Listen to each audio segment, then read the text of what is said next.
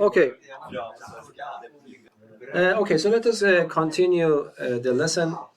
So if you remember last time we talked about primitive functions and how to determine them. We were at this stage that we are supposed to categorize the functions.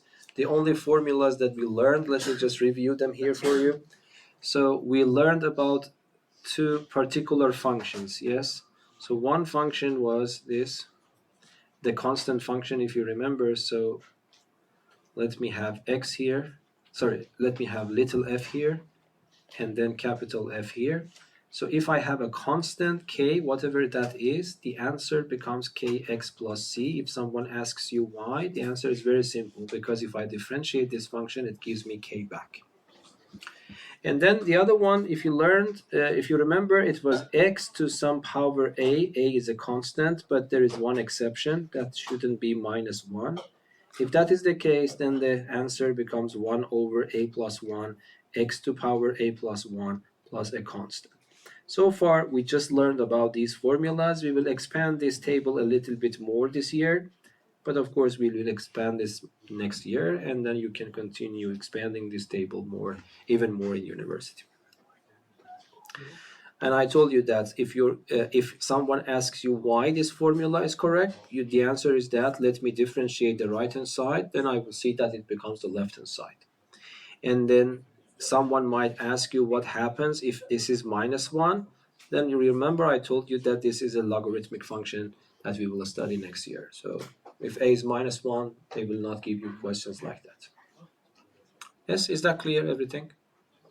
And then we I told you that even though we started by working about these functions, but they become more powerful later, yes? There were many functions that then we couldn't guess, we were able to calculate and determine the primitive function. Yes? Is there some formula or function that for x to the power minus 1? Yes, I told you last time, it's ln of x. Oh, okay. Yeah, if x is minus 1, the function suddenly becomes a logarithmic function, but we will study that later. Okay, and then we had three generic rules. These rules are sensitive to what function you are working with, but we had 3 rules that it doesn't matter which function you are working with, it is always true, yes? Yeah, so there are 3 rules. Do you remember what was that? Yes? Subtraction, addition, and multiplication with a constant. Yes. So let me this is not a very uniformly adopted notation. I just want to use something PRM for primitive. So if someone asks you primitive of f plus g for every function, it becomes primitive of f plus primitive of g. And the same for the difference. But we also have a primitive of a constant c multiplied by a function. C is a constant. Then it becomes c times primitive function of f. So these are not mentioned in the book for some strange reason. They're just using it without mentioning, but you have to know that these formulas are also correct. Okay, and then I want to give you 2 more a little bit harder example today, and then we start expanding this table to another function. Okay, so that's the topic of today's lesson. First, we want to increase our skills about finding primitive functions of this type of functions, and then we go to the next part of the lesson.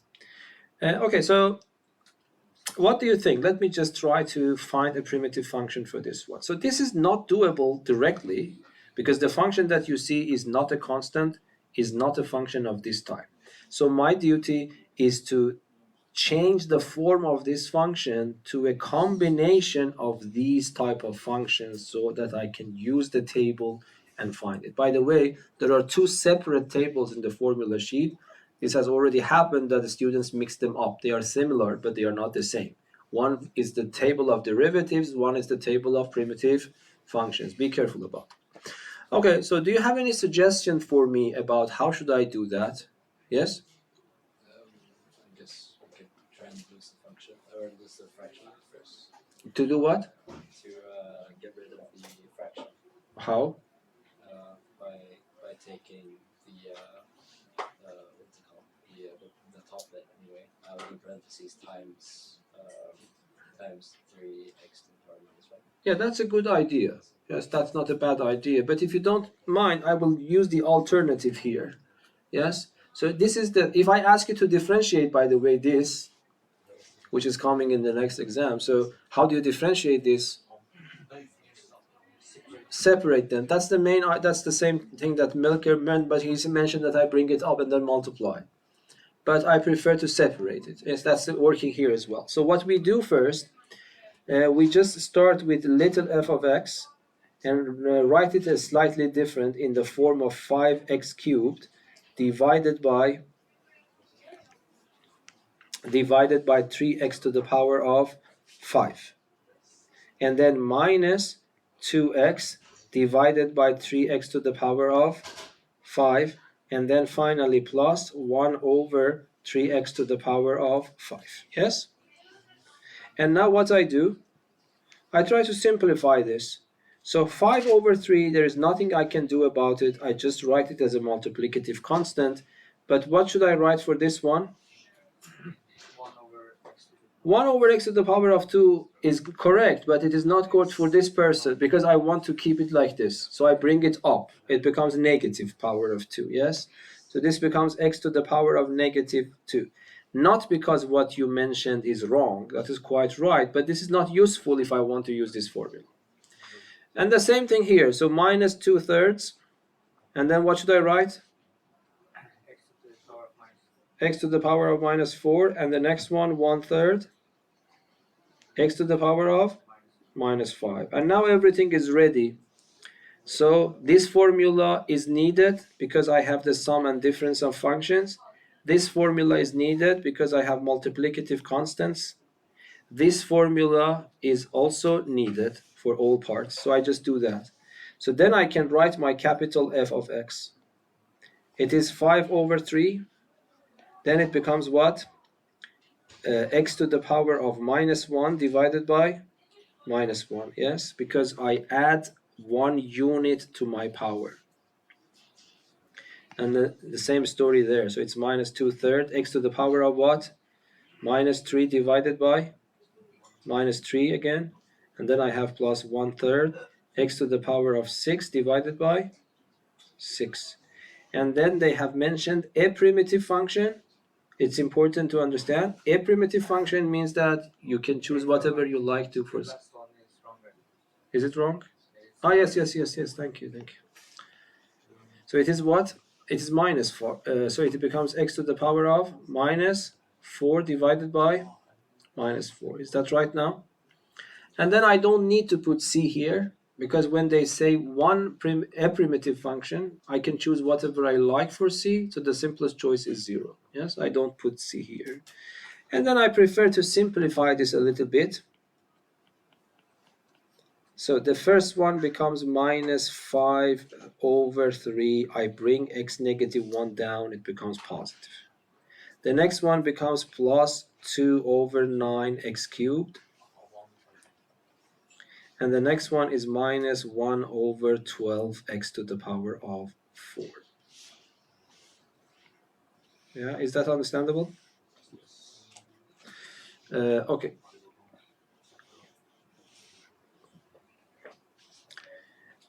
I want to wait for that you can do the next one yourself.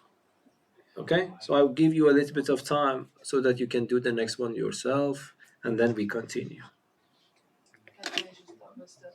Okay, but you can say something, I can write it here for you. I don't know if it is possible for you, yes? So you say that capital G of x is equal to what? 6x to the power of 5 over 6. 6x? To the power of 5 over 6. Okay, 5 over 6. So this is something like this. And then divided by 15. Divided by 15. Just this one? And then okay. Plus 2x to the power of 1/3. 2x to the power of 1/3.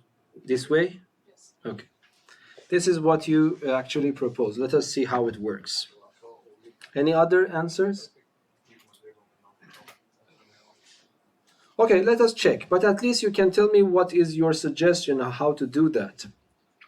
Yeah. So let me change my color so that they are not confused. Okay, what I'm supposed to do? First I split it. I split them. Okay, that's good. So I would write this is equal to the second root of x divided by 3 the third root of x squared. So let me make it a little bit bigger so that you can see.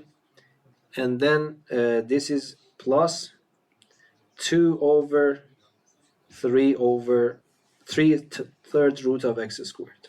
Okay, what is the next step? The first fraction I divided it further, so it's 1/3 times, or 1/3 times x to the power of a half. Okay, that's good, thank you. So it becomes 1/3 x to the power of 1/2. I don't repeat these things, we had this yesterday. And then x to the power of 2/3, yes. And then the second one. The same story. Yes. Okay. And then I would write it what? 1 over, x to the power of 2/3. Then I wrote 1/3 times 6 to the power of minus 1/6. Okay, let us check that. So you are saying that 1/2 minus 2/3, yes? Yeah. So I take the common denominator is 6. This is 3 times. This is just 2 times. So it becomes minus 1/6. Am I right? Yeah. So this becomes x to the power of minus 1/6. And the next one is just 2/3. And then I just bring it up. Do you agree? Yes. It becomes minus 2/3. So everything is now finalized. Now I start finding this capital G of x.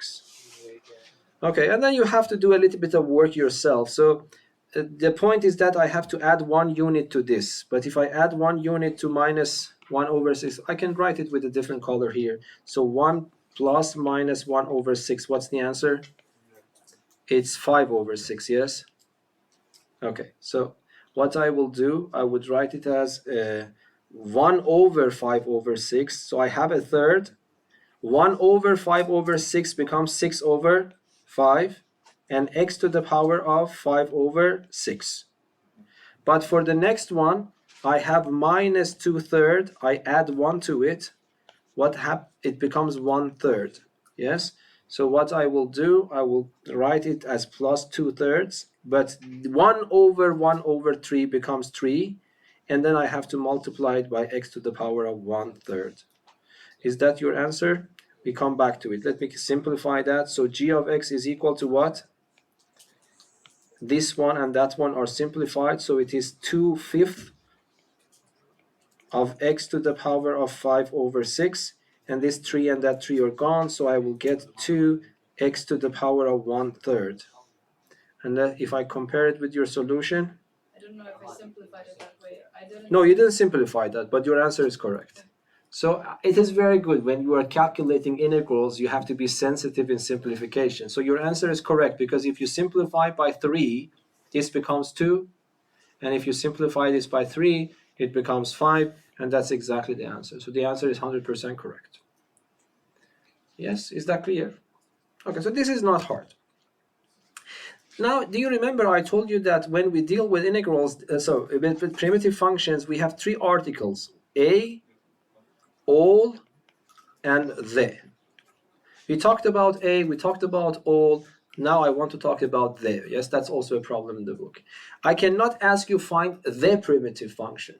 Yes, is that understandable? Because there are infinitely many of them. Unless I provide you with an extra piece of information, so that you can use that piece of information to actually find what? To actually find that C. In that case, I can ask you there. So that's also a problem in the book, so let me just discuss about that. Let me give you an example here.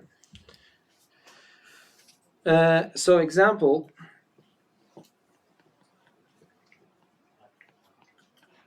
I will give you 2 examples here before passing to the next lesson. So example, let me write determine the primitive function. So let me write this there in a different color. Oops.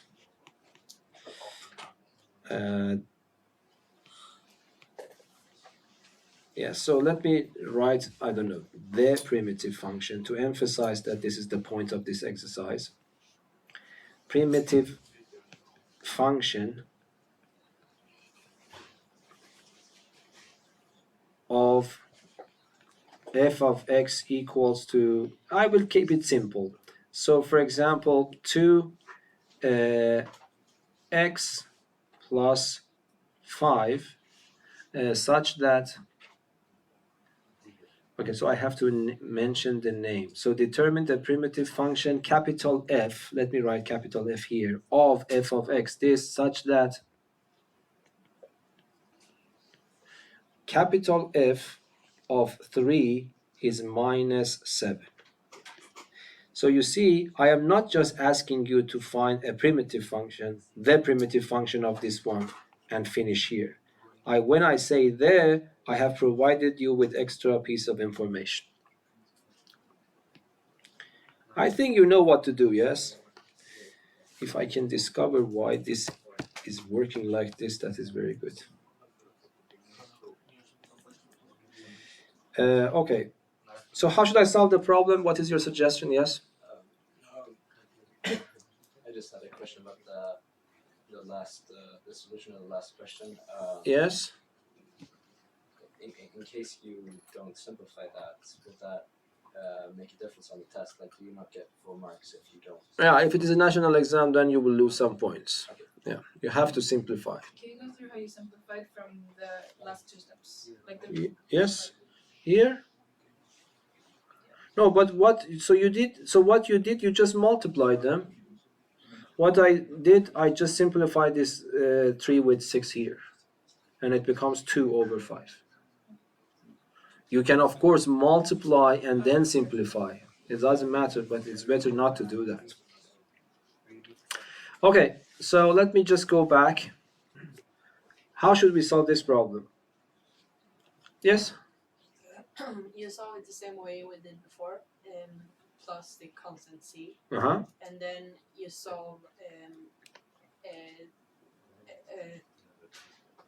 substitute x for 3. Yes, and the answer is supposed to be minus 7. You find 6. That's very simple. Yes, thank you very much.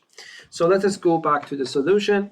So yeah, I will follow what you said. So I find capital F in general, but this is extremely simple. You can do it in head. So what is the primitive function for 2x? A function whose derivative is 2x is x squared. A primitive function for 5 is just simply 5x, but plus a constant which for the time being is not known to us.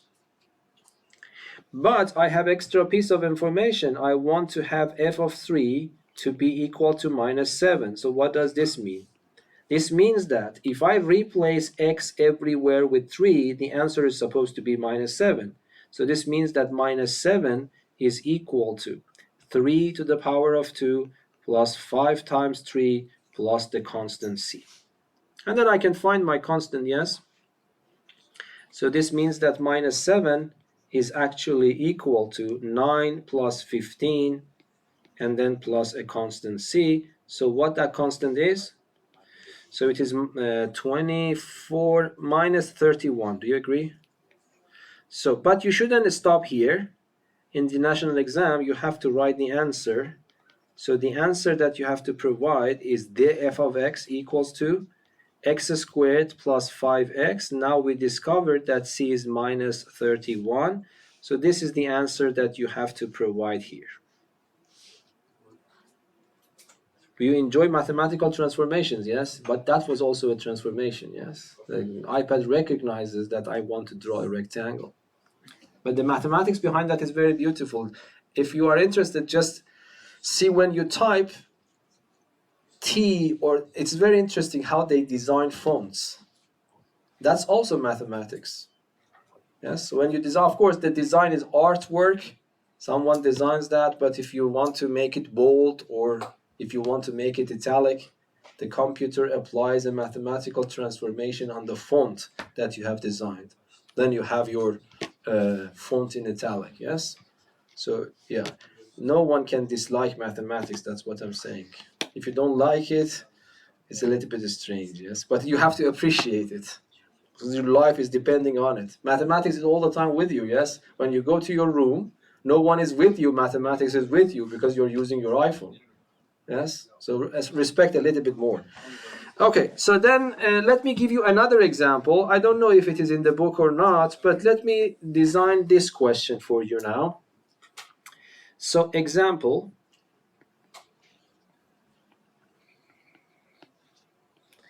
let me fine-tune this problem a little bit more. Determine the function f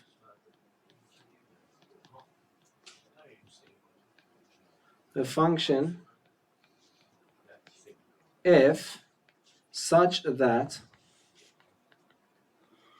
the second derivative of that function f double prime of x is equal to, let us make it again simple, so let me write 4x to the power of 3 plus 2x minus 1 such that f double prime of x is this and f prime of 0 is 2 and f of minus 1 is minus 3. Something like this. I don't know, hopefully it will work. So determine the function f. I have given you the second derivative of a function, as you see it here. And I am asking you to find that function f, the function f itself. I hope that you, by the experience that you have so far, if I haven't given you these pieces of information, what will happen, do you think? Can I still find f?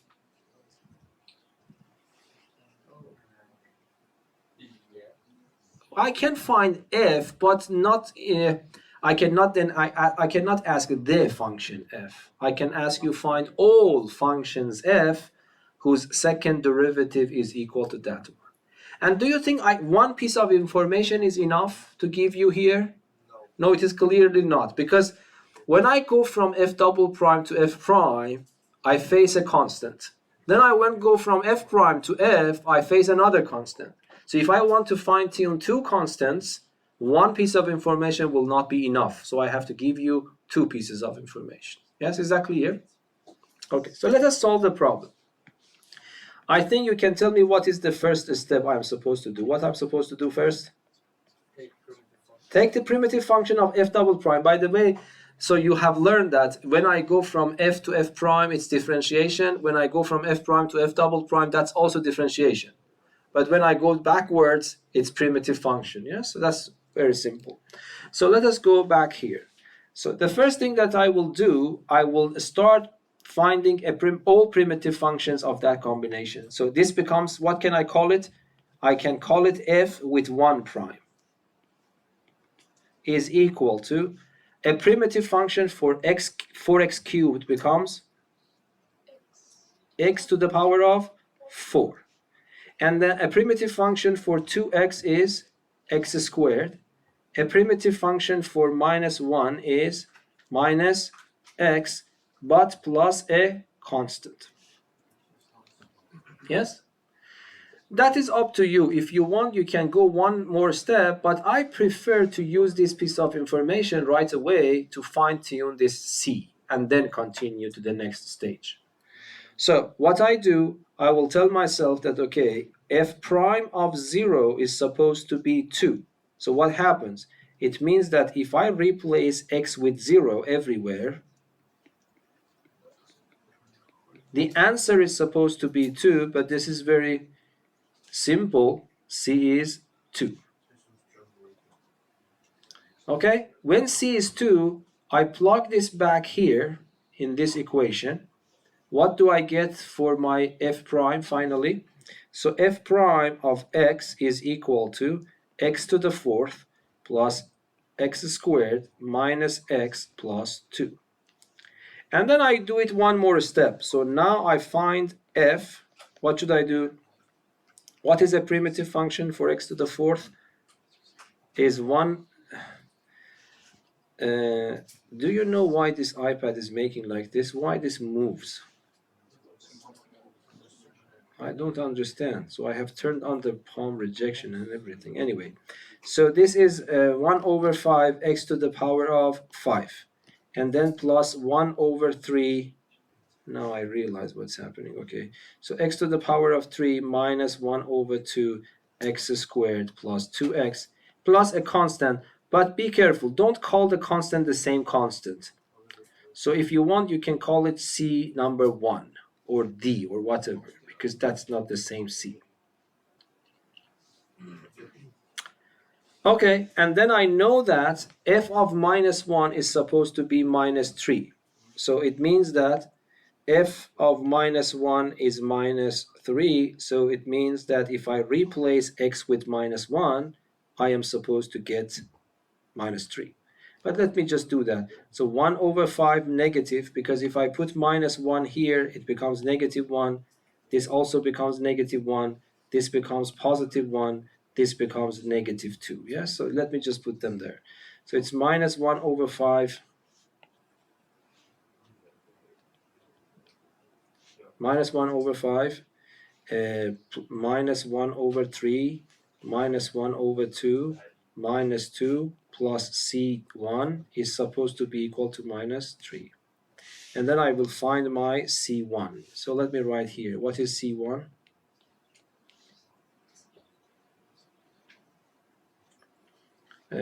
So C1,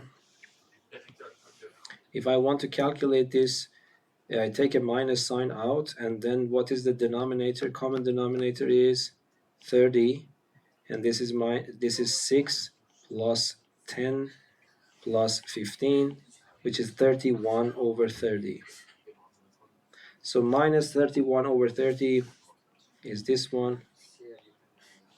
And then I have a minus 2, so it is minus 30, it's minus 91. Yes? So C1 becomes minus 3 plus 91 over 30. So C1 becomes 1 over 30. Yes? But but you have to write the final answer here. So what's the final answer?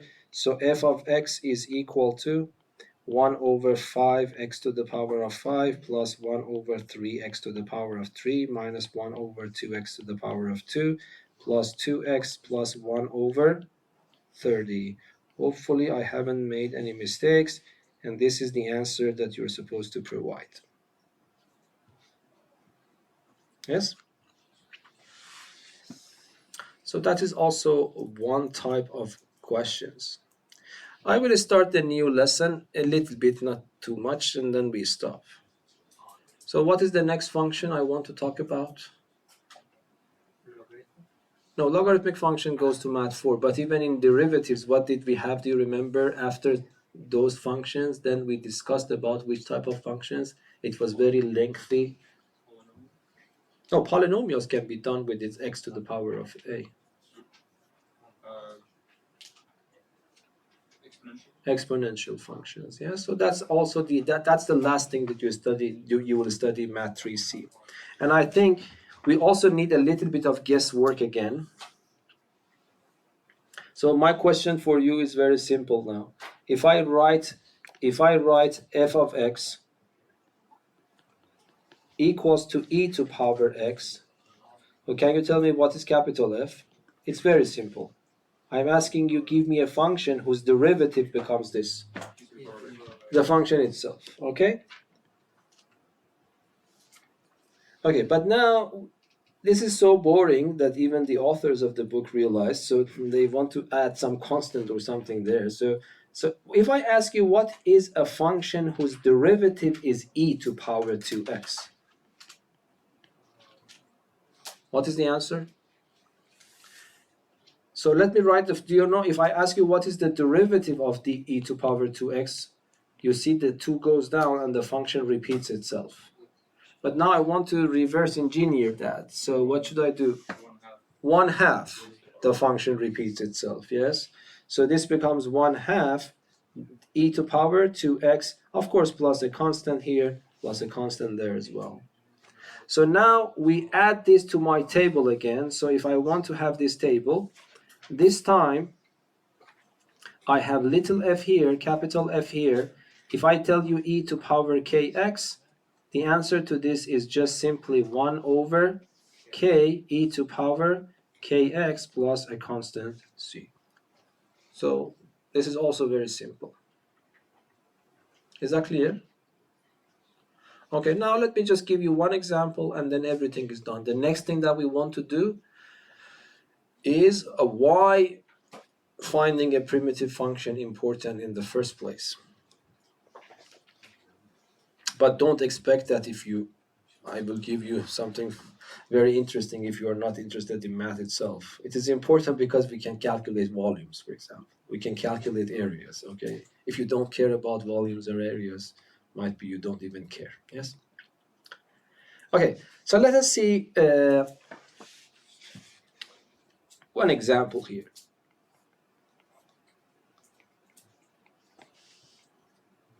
So the previous lesson was more or less the repetition. This is just a new lesson today. I will keep it short. So determine a primitive function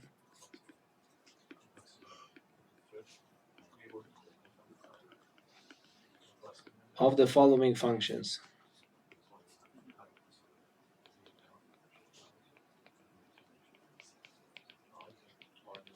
Okay, number one. F of x is equal to 5e to power minus 7x plus 2e to the power of 3x minus 1. So we want to find the primitive form. By the way, let me combine the problems. Instead of minus 1, let me write minus 2x plus 1.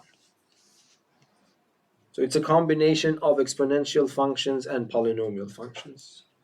Okay, so I think you can just immediately tell me the answer. So what is the answer to the first part?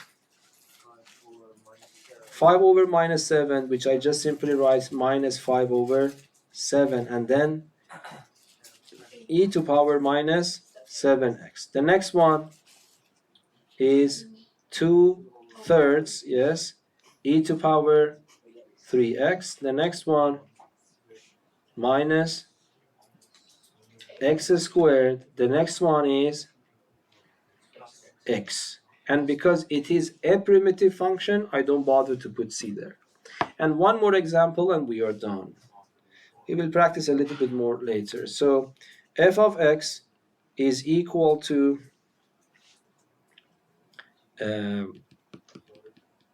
so how should I write it down?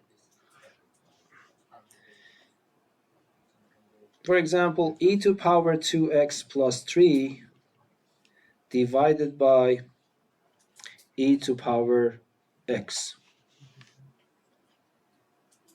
So how should I find a primitive function for this one?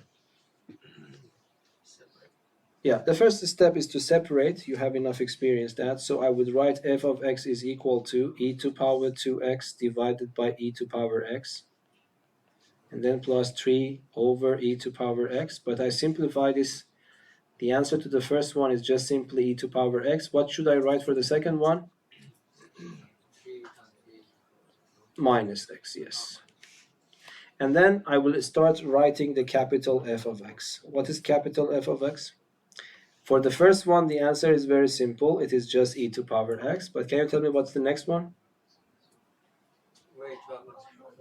I made mistakes? Yes? I think it's correct. Okay, what should I do for the next one? If you compare this one with that one, what is playing the role of k here? Yeah, because this is just minus 1 in your head times x, so k is minus 1 here. So when I write 1 over k, I mean 1 over minus 1, which is simply minus 1. But there is a 3 here, so it's become minus 3 e to power minus x. Yes? So that is also simple. So I will stop here. And then I update the Google Classroom about the exercises that you're supposed to do. Any questions? Okay, thank you.